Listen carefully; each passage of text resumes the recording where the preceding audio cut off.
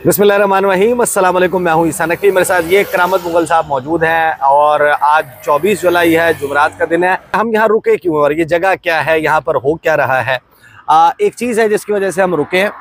अब सवाल ये है कि ये जो आपको नज़र आ रहा है ये वो तस्वीर है जिस तस्वीर के दिखाने और नशर करने पे पाबंदी है। ये तस्वीर किस जगह पर है? क्या वाकई इसका कोई ऐसा मतलब है कि कुछ काम शुरू हो गया है इस्लामाबाद में एक नए किस्म का, या कोई पीटीआई का नाइट स्क्वाड है जो जगह जगह पर अब ये चीजें लगा रहा है, लोगों को दिखा रहा है। अच्छा, मैं यहाँ पर आया क्यों, हम रुके क्यों, या हमने इसको स्पॉट कैसे किया? मेरा दफ्तर जो है वो 0 पॉइंट इस्लामाबाद पर है। मुगल साहब जो है वो अपारा में है इनका दफ्तर। अपारा के बिल्कुल साथ। हाँ, अपारा मार्केट में ही है ना। हाँ, तो लोग कुछ और ना समझे ना। तो हमारे जो दफ्तर का रास्ता है उस रास्ते के ऊपर 0 पॉइंट इंटरचेंज भी आता है। अचानक गुजरते हुए मेरी नज़र पड़ी 0 पॉइंट इंटरचेंज पर भी जो है वो ये कैदी नंबर 804 इमरान खान जो है ये नज़र आ रहे थे, अवामी फील्ड मार्शल, और नीचे उसके लिखा हुआ है अवामी फील्ड मार्शल।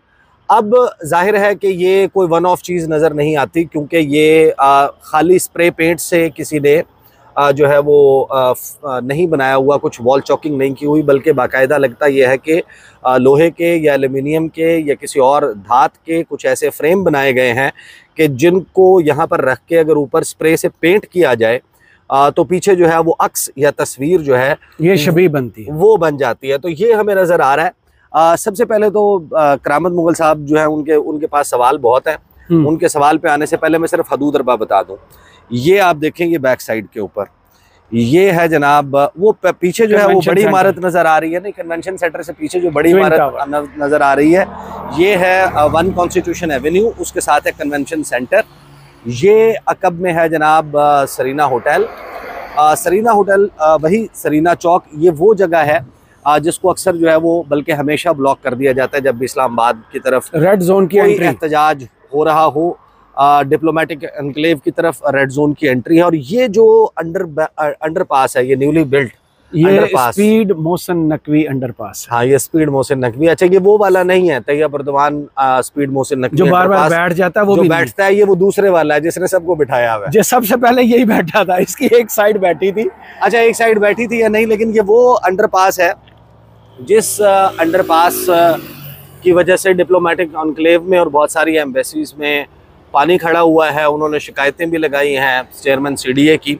अब देखिए, श्रीनगर हाईवे को बंद भी रखा गया है कि उस नाले को तलाश किया जाए जो इसकी कंस्ट्रक्शन के दौरान गुम हो गया।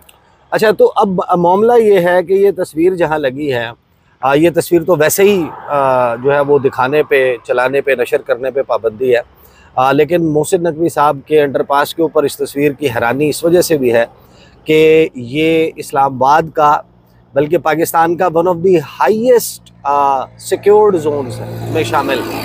यानी क्रिकेट टीम्स आती हैं, वो सामने सरीना होटल में ठहरती हैं। यहाँ पर 24 घंटे सर्वेलेंस जो है उसके लिए कैमरास भी, स्टाफ भी, सिक्योरिटी भी मौजूद होती है। तो यहाँ पर आकर जिसने भी किया, अगर वो करते हुए देख लिया जाता तो वो गिरफ्तार हो जाता। सही। अब मुख्तलिफ जगहों पर ये काम शुरू हुआ है। तो बुनियादी सवाल जो है वो करामत मुगल साहब, नहीं करामत मुगल साहब, पहला सवाल आपसे। आप क्योंकि एक बड़े चैनल के कंट्रोलर न्यूज़ भी हैं, आप उसके न्यूज़ डेस्क पे भी बैठते हैं, आप उसके रन डाउन को भी ओवर लुक करते हैं, आप उसको मामलात को भी देखते हैं, ओवर लुक ही करते हैं। नज़रअंदाज करता हूँ, ओवर लुक नज़रअंदाज, हाँ, लुक ओवर नहीं करते।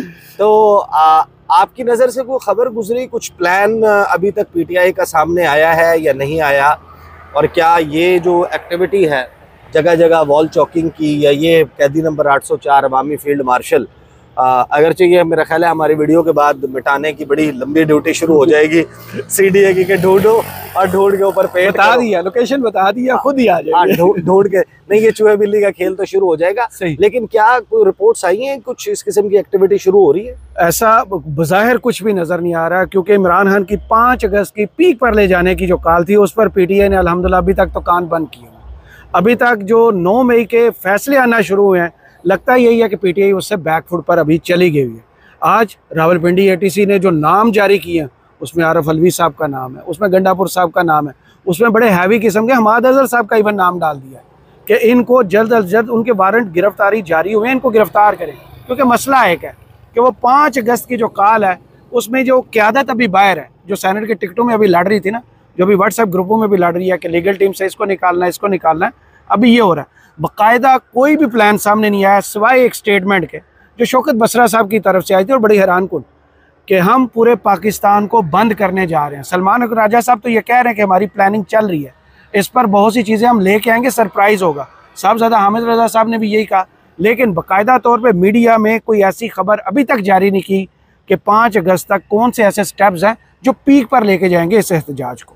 अच्छा, सही। अच्छा, ये इसके ऊपर तो जो है वो मेरे पास भी कुछ डिटेल्स हैं, वो रखने से पहले देखें अभी जिस तस्वीर की वजह से हम यहाँ पर रुके हैं, अभी इसको कवर कर रहे हैं, इसके हवाले से ज़ाहिर है कि अभी ये श्योरिटी नहीं है कि ये ग्रुप ऑफ फ्रेंड्स भी हो सकता है, कोई यूनिवर्सिटी के स्टूडेंट्स भी हो सकते हैं जो अपने तौर पर कर रहे हों, या फिर यहाँ की इस्लामाबाद की तंजीम हो सकती है, पाकिस्तान तहरीक इंसाफ हो सकती है।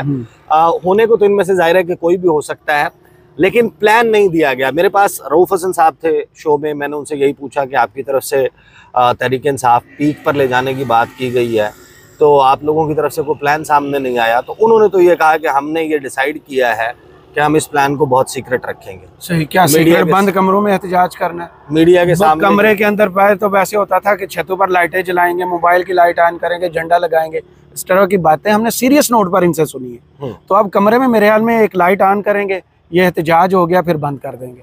अभी तक वो जो ग्राउंड पे आपने कारकुनों को एक्टिव करना है, उनको मोबिलाइज करना है, वैसा कोई प्लान नहीं है, क्योंकि क़यादत तो हमेशा बच जाती है और निकल जाती है। वर्कर्स वहाँ पे खड़े रहते हैं, और इमरान खान के लिए अभी जितने भी एहतजाज हुए, 3 की मिसाल हमारे साथ सामने है, जो इस्लामाबाद में हुए जुलूस, जो 2 स्वाबी में हुए, पेशावर में हुए, लाहौर में हुआ, वो भी हमारे साथ सामने है। वर्कर वहाँ पहुँच जाता है, जितनी भी हर्डल्स हों, जितनी भी रुकावटें हों, क़यादत नहीं पहुँचती। गंडापुर साहब मोटरवे पे रह गए थे, गंडापुर साहब यहाँ से गायब हो गए थे।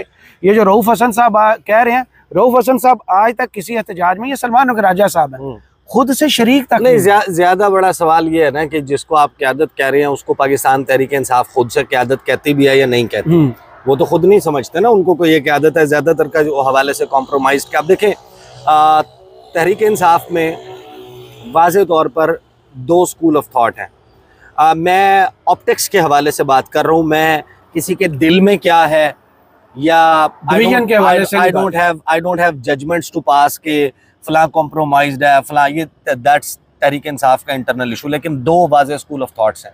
एक स्कूल ऑफ थॉट है अली अमीन गंडापुर का, जो नारे के हद तक या नारे के मुताबिक वो कहते हैं कि जनाब हमारा जो है वो जनाजे पढ़ लेना, अगर हम ना वापस पहुंचे, हम कफन बांध के आ रहे हैं, हमारे पास भी बंदूकें, इस तरह की स्टेटमेंट्स आती रही, बंदूकें लेकर आ रहे हैं, हम रुकावटों को उड़ा देंगे, उखाड़ देंगे, इमरान खान को लेके जाएंगे, अडयाला जेल की दीवारें गिरा देंगे। ये एक माइंडसेट है पीटीआई का। फिर दूसरा जो माइंडसेट है वो गांधीगिरी जो है, वो गांधीगिरी, वो जो सलमान अकबर राजा साहब ने कहा था, सलमान अकरम टक्कर नहीं मारेंगे किसी कंटेनर में, नहीं, सलमान अकरम राजा साहब का जो है ना वो है कि मोहनदास करमचंद गांधी जो है, उनके बारे में मशहूर था ना कि अहिंसा, अत्याचार का और भ्रष्टाचार का जवाब प्यार से देंगे, हिंसा का जवाब, अहिंसा का जवाब हिंसा से देंगे। अगर कोई एक गाल पे थप्पड़ मारेगा दूसरा गाल, उनकी बड़ी मशहूर हुई थी अभी स्टेटमेंट लाहौर जाते वही बता रहे हैं कि सामने कंटेनर आ गया तो हम वापस चले जाएंगे, टक्कर थोड़ी रुक जाएंगे, हम वहीं सर थोड़ी मारेंगे उसमें, वापस आ जाएंगे। तो जाहिर है कि उनको शायद ये लगता है कि बड़े आराम से अगर हम तमीजदार अच्छे बच्चे बनेंगे तो उसका सिला जगह है जिधर ये ग्लोब एक लगा हुआ है ना, उससे थोड़ा सा पीछे यसरीना के बाहर यही एरिया था। कुछ साल पहले की बात है, एक बॉय का, लड़के का मम्मी डैडी बॉय था जो एहतजाज में इमरान खान के लिए आया था, उसकी एक वीडियो बहुत वायरल हुई थी। नहीं, वो ये जगह नहीं थी मेरे ख्याल में, वो थी नहीं, ये इधर एहतजाज हुआ था, ये मैं आपको बता रहा हूँ इधर। अच्छा, कि पुलिस अगर हमें डंडे मारेगी तो आज न्यूज़ ने वो आज न्यूज़ पर आप जाएं, सर्च करें, आपको आज में मिल जाएगा। उसने कहा था मैं और मेरी बहन इस एहतजाज में आए हैं, गर्मी में से हम पिघल रहे हैं, अगर पुलिस हमें डंडे मारेगी तो हम इनकलाब कैसे लाएंगे। तो बिल्कुल वही स्कूल ऑफ थॉट है सलमान अकबर राजा साहब का। अगर आप उसको सड़कों पर आते हुए एहतजाज में देखें, प्रेस कॉन्फ्रेंसेस में, कोर्ट्स के अंदर, वो बहुत शानदार बोलते हैं, नो डाउट। लेकिन आपको याद होगा सबसे बड़ी कॉल कौन सी थी इमरान खान की, फाइनल कॉल जिसे कहा जाता है, 24 नवंबर को। उसमें वो लाहौर से निकले ज़रूर थे, उन्होंने एक वीडियो भी बनाई थी, और उस वीडियो को अगर आप अभी जाके सुन लें, उसमें वो खुद कह रहे हैं कि कोई बंदा नहीं निकला, एहतजाज नाकाम हो गया, ये देखें मैं अकेला हूँ और मैं घर वापस जा रहा हूँ। ये उनकी थी सियासत। उनको अभी वो आइडिया नहीं है कि सियासतदान मारे खाते हैं, सियासतदान जेलों में जाते हैं, सियासतदान वर्कर से आगे खड़े होते हैं। नहीं, वो तो कहते हैं कि अगर गिरफ्तार हो गए तो पार्टी कौन चलाएगा। पार्टी चलाने वाले बहुत हैं, इनसे पहले भी थे।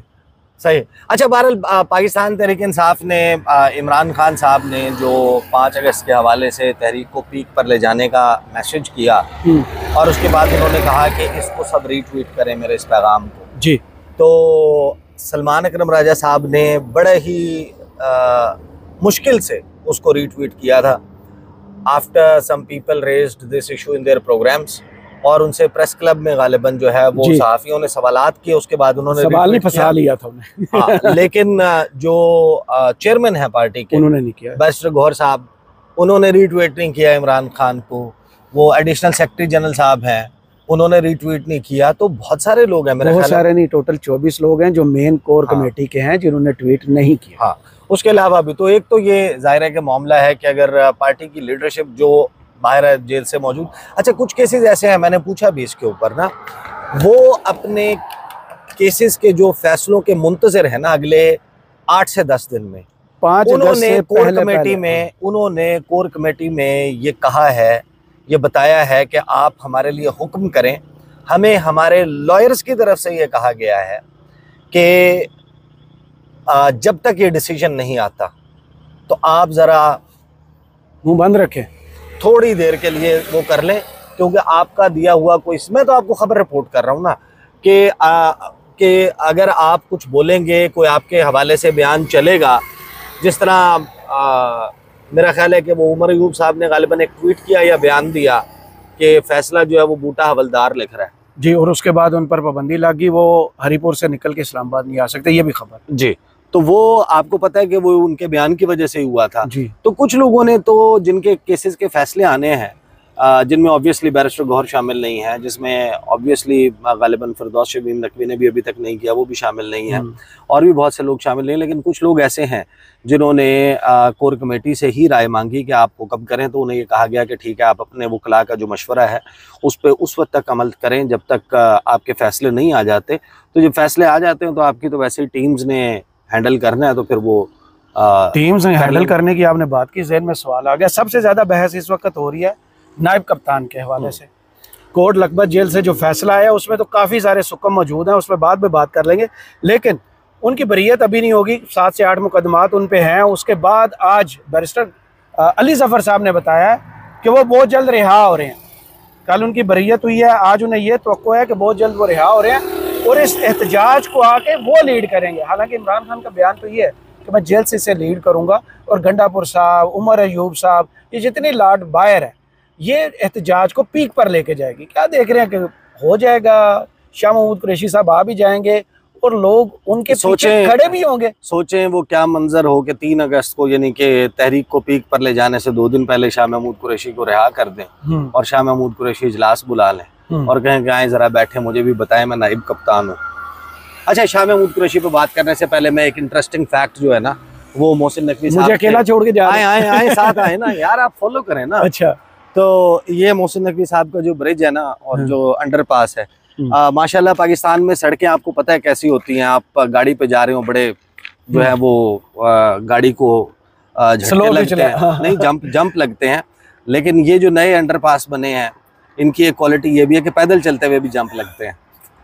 यार अगर आप दुनिया जो है, दुनिया में सारे लोग बड़े वेल अवेयर और नॉलेज वाले लोग हैं, वो जानते हैं दुनिया में सड़कें कितने दिनों में बनाई जाती हैं ताकि ज़मीन को पहले हमवार किया जाए, हाँ कम्पैक्ट किया जाए, उसके बाद 30 दिन का टारगेट, 45 दिन का। ये वाला पॉइंट जो है ना, जो ये पीछे आपको नजर आ रहा है, ये वो जगह है जहाँ पे वो पाइपलाइन या वो नाला गुम गया, इस्लामाबाद में नाला गुम गया। हाँ, वो जो है बरसाती नाला गुम हो गया है कि जहाँ से डिप्लोमेटिक एनक्लेव में जो है वो निकासी होती पानी खड़ा हुआ। अच्छा, शाह महमूद कुरैशी साहब, देखें पीटीआई का ऐसा डिलेमा बन गया है कि किसी को सजा देने की सजा है और किसी को सजा ना देने की सजा है।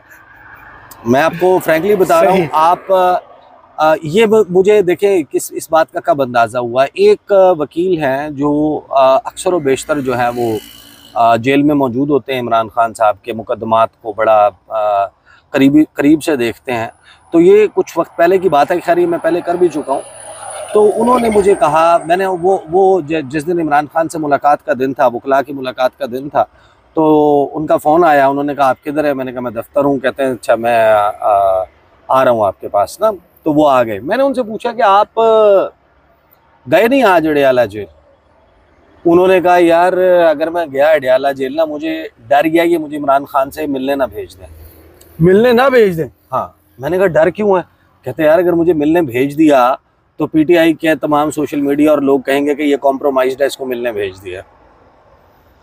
अब मामला ये है कि तहरीके इंसाफ ये कहती है कि हमारे पर बनने वाले तमाम मुकदमात जो हैं वो झूठे हैं, जाली हैं। सही।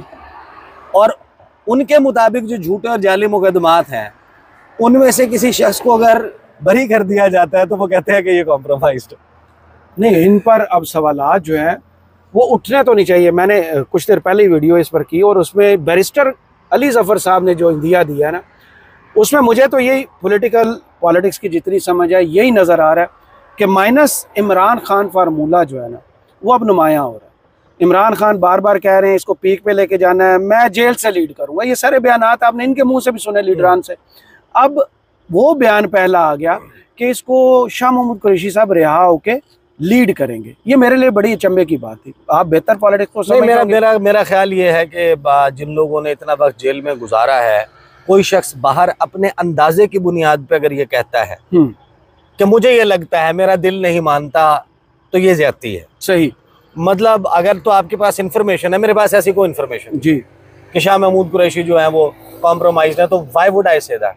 नहीं, कॉम्प्रोमाइज का नहीं। मैं वैसे कह रहा हूँ कि इतना वक्त जेल में गुजारने के बाद अगर एक बंदे का जो मौजूद भी नहीं था, उनकी वाइफ की तबीयत के बारे में सबको मालूम है और उनको इस मुकदमे से लिंक करना वैसे भी नहीं बनता था, जो शख्स तो जिनको किया गया है उनको था अहमद बच्चर साहब के बारे में, अहमद चट्टा साहब के बारे में जज साहब ने अदालत के अंदर कहा कि आप लोग जाएं, आपका तो 9 मई से को लेना देना नहीं है।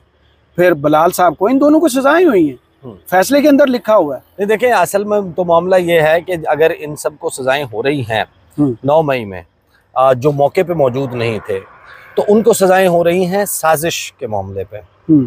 साजिश के मामले पे अगर पीटीआई के लीडर्स को सजाएं हो रही हैं तो अल्टीमेटली रियासत का, हुकूमत का मुकदमा ये है कि ये साजिश ये तो नहीं तैयार कर सकते थे ना, वो इमरान खान ने तैयार की।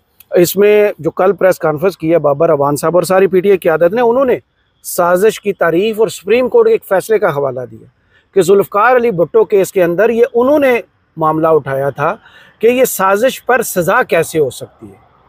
तो फिर उन्होंने पूरा इसको ब्रीफली बताया भी कि ये मुमकिन नहीं है कि आप साजिश का इल्ज़ाम लगाकर सजाएं वही सुना दें जो करने वाले हैं, और वो 10-10 साल का बाटा रेट।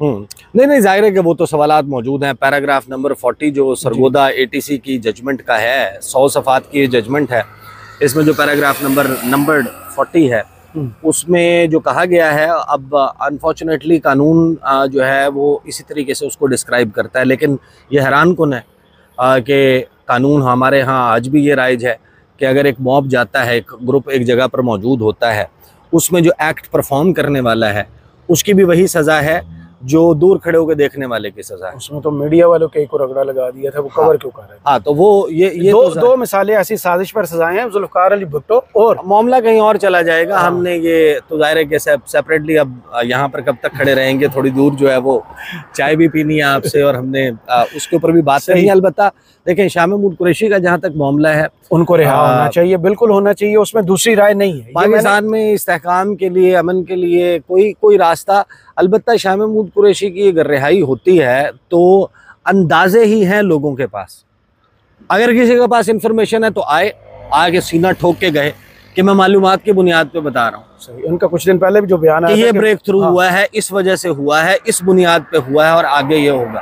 फिर आप उसकी सपोर्टिंग डॉक्यूमेंट्स भी तो देना अपनी बात को प्रूफ करने के। तो ये अंदाजे वाली बात जो है ये खैर ऐसी करने वाली है। तो पीटीआई का अपना सोशल मीडिया उन पर सवालात उठा रहे हैं, हालांकि लोग उनको मना भी कर रहे हैं कि वक्त से पहले ये ना कहें, क्योंकि 7 मई को वो मुल्तान में थे और 9 मई को वो कराची में थे। पीटीआई का सोशल मीडिया तो देखें, उसने हुकूमत को पटक के मारा है 3.5 साल, और पिछले 3.5 दिन में उसने अपनी जमात को पटक के मारा है।